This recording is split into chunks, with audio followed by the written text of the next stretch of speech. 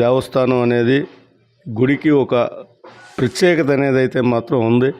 ఇవాళ ప్రపంచ దేశాల్లో ఒక నెంబర్ 1 దేవుడిగా కొలవబడే వెంకటేశ్వర స్వామి గుడి దగ్గర ఇటువంటి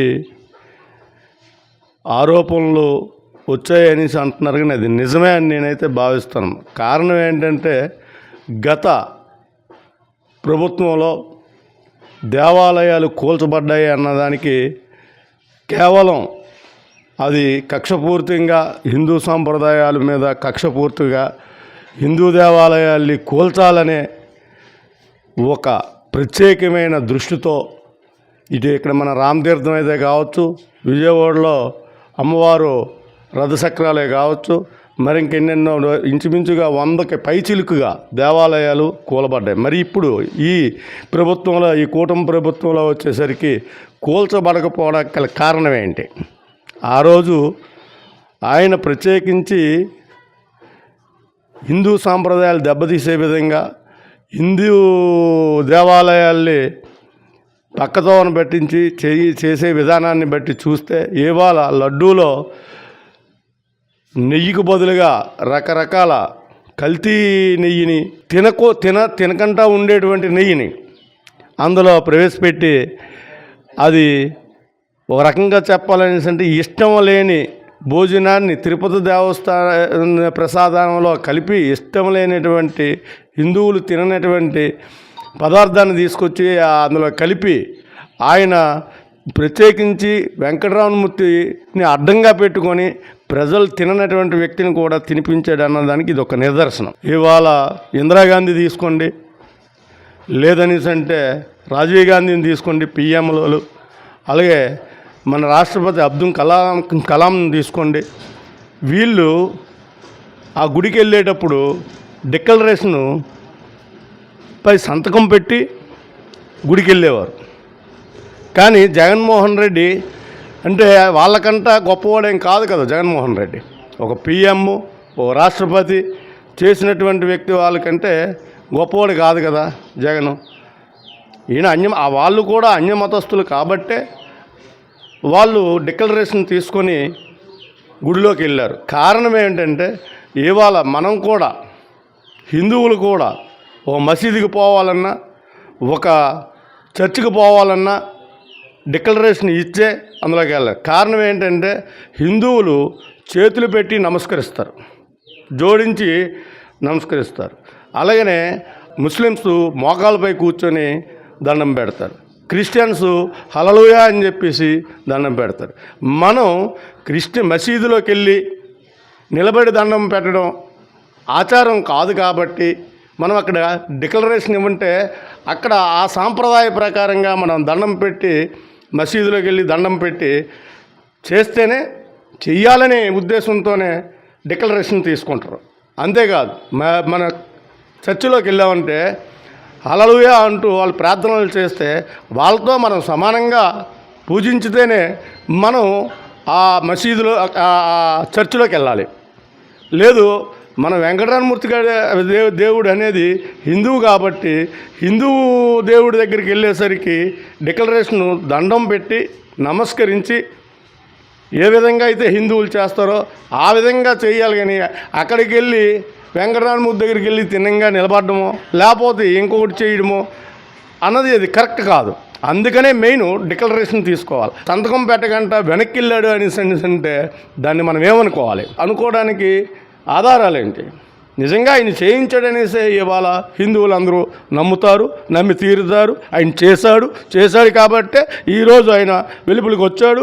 దాన్ని చంద్రబాబు నాయుడు నిగ్గు తేల్చడానికి సిద్ధంగా ఉన్నాడు. ఇవాళ చంద్రబాబు నాయుడు ఆవేళ జగన్మోహన్ రెడ్డి పెన్షన్ అన్నాడు, పెన్షన్ 3,000 రూపాయలు 1,000 రూపాయలు ఇచ్చి పెంచాడు. 5 సంవత్సరాలు కూడా 250 పెంచుకుంటూ 350 ఇచ్చాడు. కమిట్మెంట్ అనేది 3,000 రూపాయలు ఇస్తాననేసి అన్నాడు. అలా చేయలేదు జగన్మోహన్ రెడ్డి. కానీ చంద్రబాబు నాయుడు తూచా తప్పకుండా 4,000 రూపాయలు అనేసి అన్నాడు. అలాగే ఏ రోజైతే ఆయన 4,000 రూపాయలు నేను ఇస్తాను అనేసి అన్నాడో ఆ రోజుటి నుంచి ఆ జగన్మోహన్ రెడ్డి ప్రభుత్వంలో ఇచ్చిన 3,000కి బదులు వెయ్యి కలుపుకొని 7,000 రూపాయలు పెన్షన్దారుడికి అందించడం జరిగింది. అంతేకాదు ఇవాళ ఆయన ఇచ్చిన అన్నా క్యాంటీన్లో అవేళ జగన్మోహన్ రెడ్డి వచ్చిన తర్వాత మూసాడు.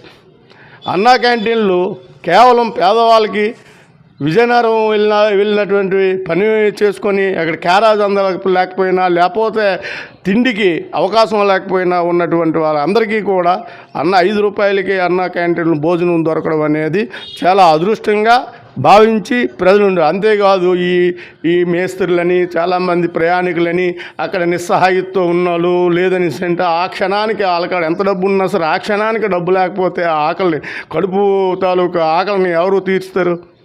దాన్ని ఈరోజు చంద్రబాబు నాయుడు మళ్ళీ అన్నా క్యాంటీన్లు అన్నీ కూడా ఓపెన్ చేయడం అనేది జరిగింది. 5 సంవత్సరాల పాలనలో చాలా చూసాం మనం. ఏ కార్యక్రమం వచ్చినా సరే దానికి ఒక అమరావతిని రాజధాని చెయ్యాలనేసి కోరుకున్నది కూడా జగనే. ఆ రోజు చంద్రబాబు నాయుడికి తీర్మానంలో సంతకం పెట్టినోడు జగనే.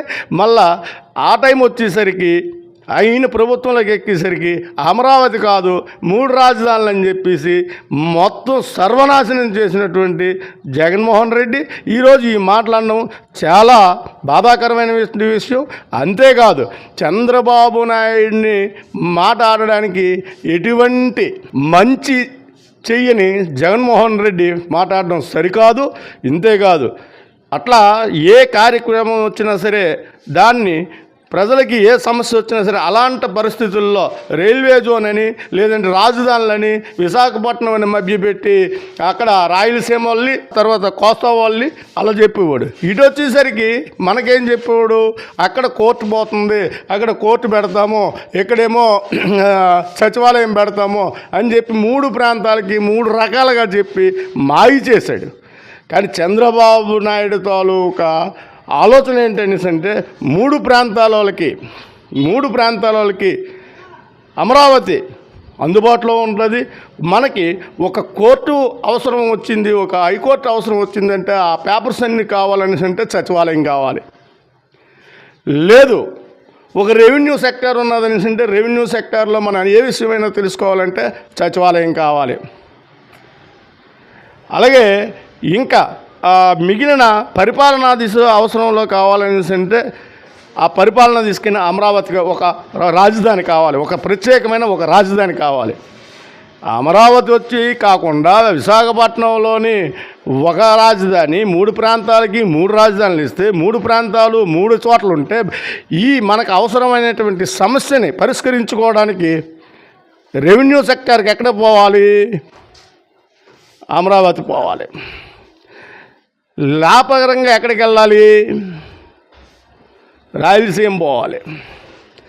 ఇకపోతే మన దగ్గరికి వచ్చేసరికి పరిపాలనా కేంద్రం అని చెప్పేసి ఇక్కడికి పోవాలి.